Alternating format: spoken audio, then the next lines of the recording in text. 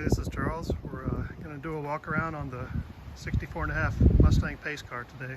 Got a nice sunny day here in North Carolina. The last couple days were raining, so I didn't get a chance to get it out, so sorry for the delay on this, but I wanted to make sure that this was a current video as the car was right now. I didn't want to have an old video, so I'm going to walk around. I'm going to show the car and point out a few of the early 64.5 details on the car.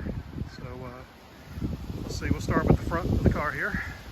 You can see, like in the pictures, the alignment on everything is pretty good, but not perfect. Ford was never perfect with these cars. They were a mass-produced car. So, but everything lines up really nice. The front bumper on the car is a new old stock Ford replacement. The park lamps are NOS replacements.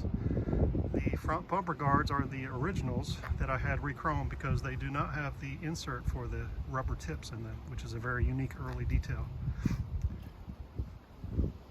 That's an NOS pony and corral, and the bars are in old stock.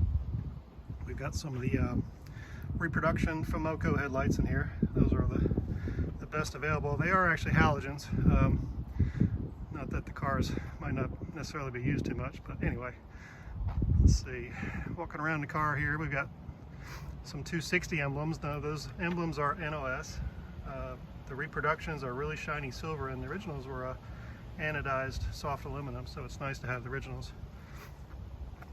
The Mustang emblems on an early 64.5 are shorter than a later 65, so that's a unique thing. I believe these actually are the originals that I cleaned up and put back on the car. The wheels on the car, the center caps, wheel covers are NOS Ford, and I've got the little 3/4 inch NOS extensions on there, like we're done on these cars. Any car that had wheel covers would have got extensions like that, so that would have come with the car in the trunk when it was delivered from Ford to the dealership.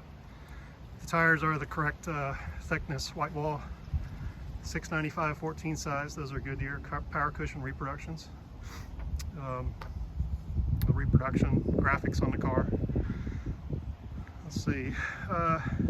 Had the original quarter frames re-chromed for the car, and kept the little corner detail right here, which sometimes that gets missing if people don't know how to do those correctly. All the glass is reproduction. The rear glass did not come with the car, and the front windshield was broken, so it didn't come with the car either. So just, I have a little pet peeve about glass. You can buff it pretty well, but if there's any scratches that are deep, it's really easy to distort the glass if you buff it.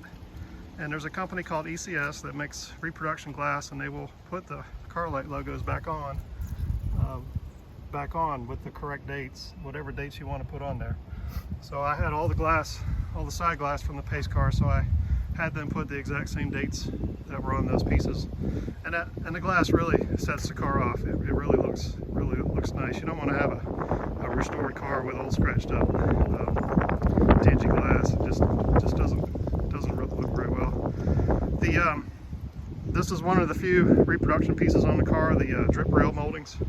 I probably would have found an original set put on it, but the car's been a little bit out of sight, out of mind, being at the museum for so long.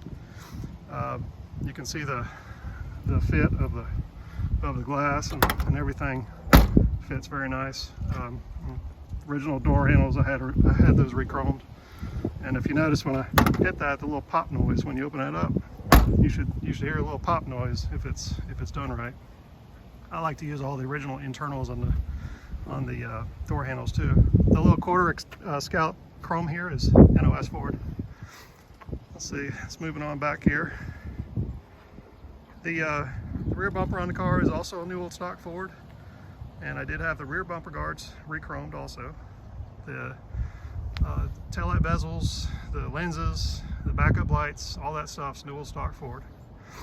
The gas cap is the correct 64.5 gas cap without the bail wire, and that's actually a new old stock piece.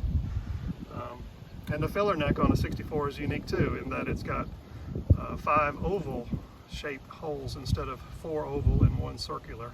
So when they went to the bail wire, they made 1 hole circular. So this is cool that it's got the original one. And I had that piece tin dipped, and then I have a process that I use to make it look correct.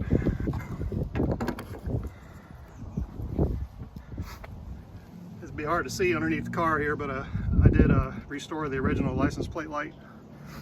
So that's a nice piece. And let's see here. I think that's maybe about it. Let's see. The antenna on the car is a Newell stock antenna. So that's a nice piece. You can always tell the Ford ones because they don't rattle when you tap them. So that's a nice piece to have on there. The wipers, the bases on these, I had those originals re-chrome, and I can't remember. I know the wiper blades retainers. These are Trico stainless. These are definitely the correct ones. I think this is a maybe a replacement insert, and I don't remember exactly if these are NOS or reproductions. I think they might be reproductions.